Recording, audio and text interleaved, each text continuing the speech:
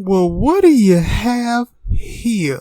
Another WWE wrestler or NXT wrestler contract is set to expire this week. Not this week. What the hell am I talking about? This year. Well, what am I talking about? I'm finna get into it. Y'all make sure y'all hit the like button, subscribe to the channel, drop a comment, share. Let's get to it. Well, if you ain't seen for this whole year, or at least the past couple of months, a couple of months or so, something going on with the people down there in NXT and things like that. I don't know what it is. Because they ain't paying attention to the contracts, or they seem like they are, and the wrestlers is just, I don't know. I do know that they supposed to reduce certain people contracts during COVID, the pandemic and everything like that.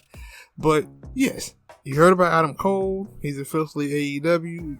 You don't really know the full scope of Pete Dunne. And then a couple of days ago, I guess it was KO. Now you have also Sami Zayn, and now you have Johnny Gargano. Now, I think his contract is set to expire December of this year. Which is, it's not, December the 3rd. Which is not crazy.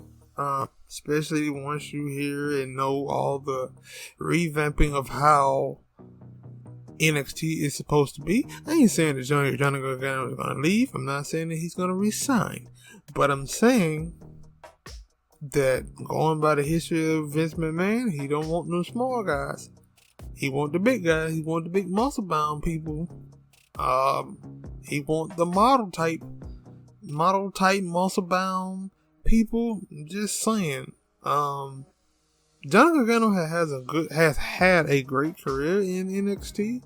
I think that it was a point where they brought him up with Tommaso Ciampa right to the main roster for a stay. Now one of those guys, they brought up four, right? They brought Tommaso Ciampa, Johnny Gargano, Malachi Black, formerly Aleister Black, and Ricochet. Those two were the only two who actually went on to be in the main roster, while Tommaso Ciampa and Johnny Gargano went right back down to NXT. So I don't think that's a bad look on their part or a stain on them. As hey, they didn't get pulled up. I did think they might have said, "Yo, we want to take all the talent?" But then again, they took all the talent from NXT anyway. They took talent that probably should have stayed down and needed a little more seasoning. Like Apollo Crews. For me, I still like when they brought up Apollo Crews. I didn't like when they brought up Emma Moon. There's some other people, if I could think about it. But anyway, what is going on with the WWE right now? Not a lot of people talking about selling. I mean, that's still a possibility, still an option.